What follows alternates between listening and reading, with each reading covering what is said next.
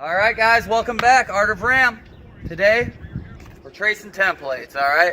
So this is just going to be a quick, sort of basic, wrap your head around it, tutorial video about how to get your radiuses for your mini ramps that you're building or your quarter pipes. First thing you want to have, guys, is this sort of radius jig, all right? So it starts with a foot. I run a screw upward. That's sort of my pivot point. There's the old one, but for this one I had to make a new mark. We're doing a 7-foot radius, so I drilled a 3/8 hole in there. Fits my 3/8 pencil real well. I also marked out a 7.5, 8, 8.5, and you can see there's already some. I always sort of mark it, you know, just for the nostalgic part of having this thing around. So by the end of the year, it's going to have different ramps. It's going to be awesome. Another tool, a couple tools you're going to want to have on you, of course, is a pencil. Not too sharp, not too dull. It's sort of square tipped. You'll want to have a speed square, all right? Get a good speed square in your kit. So check this out. This is what I did next, all right? So I know I'm doing a 2x4 flat bottom. So that means I have a 3.5-inch line that goes all the way across. You know, I don't want my transition to go underneath that 3.5-inch line, or else I'm going to have a dip. On the other side, I know I'm going to cap it with a 2x6 up on top for the coping block, which is a 2x4 that's going to sit on top. It's going to add an extra 1.5 inches to your ramp. So on this side, I did 5.5 inches to match up that 2x6.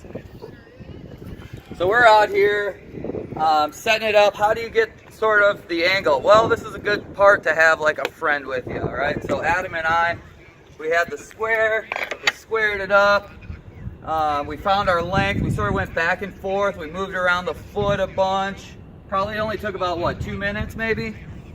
And we found ourselves where it's on center of the hole there, and we kick it over. You see how this is just a nice radius, it's like a giant compass, and it lands right on center of that line. You can sort of, I don't know if you can see through there, but you can take my word for it. It does just go right on center of that line. All right, so that's pretty much it. Next thing, you want to make sure that you have that dull tip pencil, right? Again, you don't want a point on there.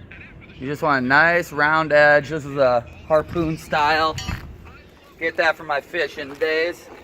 All right, so I'll stick it in there, and really I'm just gonna trace it back. I'm not gonna try to go over it too much. You can see it's a little off, but that's all right. I can work with that. And essentially, I'm just dragging it along. Giant compass. All right. Just nice and slow. Try to keep that pencil straight up. Get down to the edge. Ride it through. You can see I can even go over. So, like, the key is finding the point that's the farthest out before it goes up again. And that meets up with your flat bottom.